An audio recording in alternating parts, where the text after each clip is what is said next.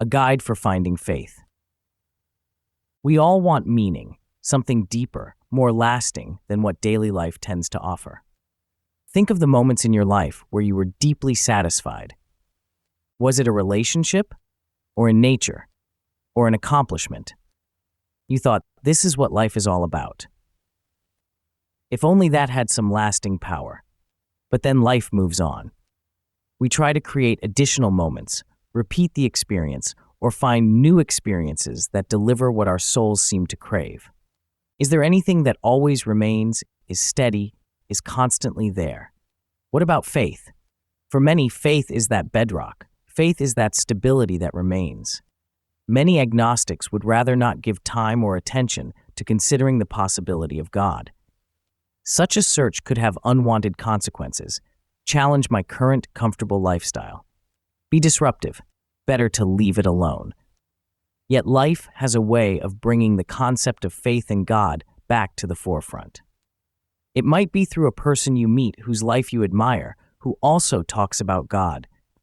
The question of faith might surface out of a nagging emptiness of purpose, or the unsettling possibility that you are completely on your own, which at times feels less freeing than it once did.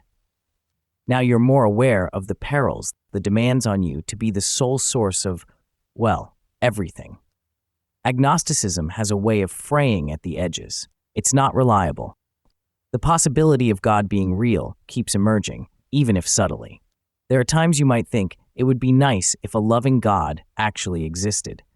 One who knows me, cares about me, is willing for me to rely on for direction, for help, for depth to my life. Some advance religious practices as the solution, an approach of fake it till you make it.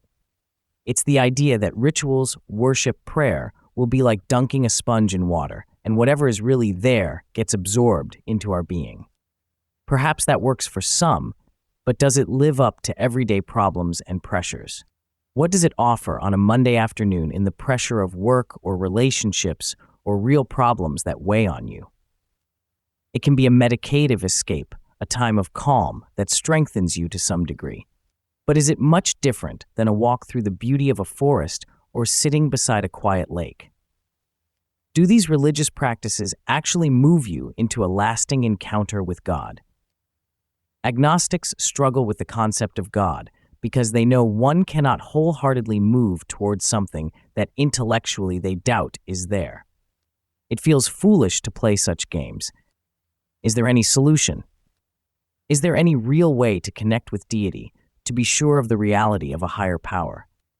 Over the years, science has not negated God as much as it has illumined him.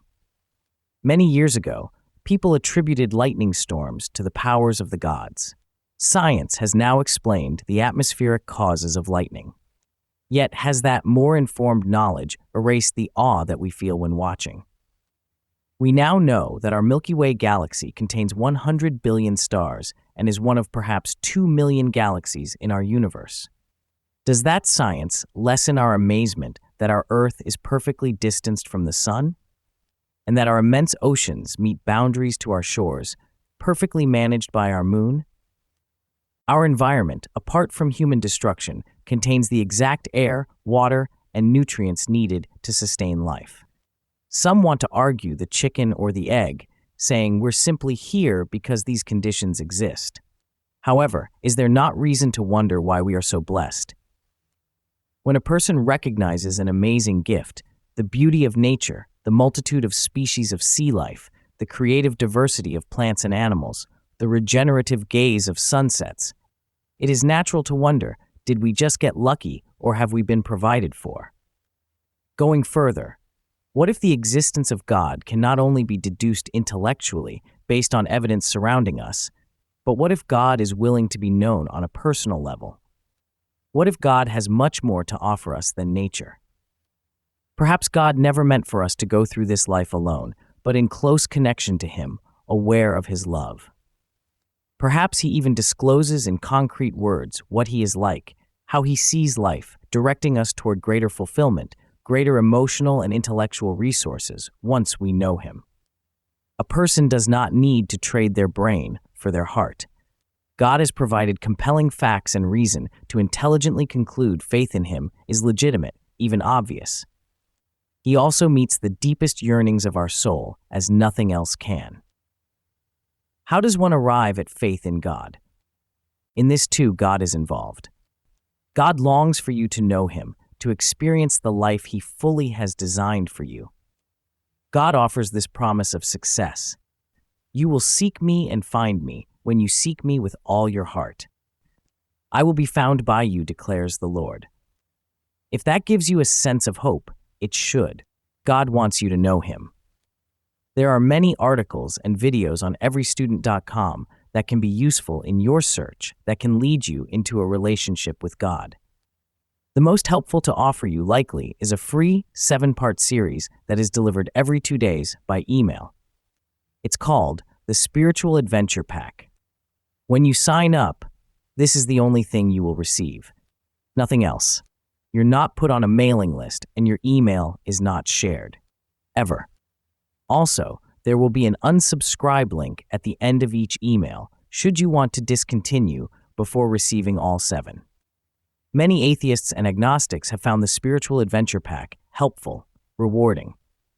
It addresses the logic of faith, what faith is and isn't, the scientific and historical reasons to believe in God, reasons against God's existence, and how to begin a relationship with God. Doesn't it make sense to allow yourself to explore if such a basic human longing for faith can be intellectually satisfied?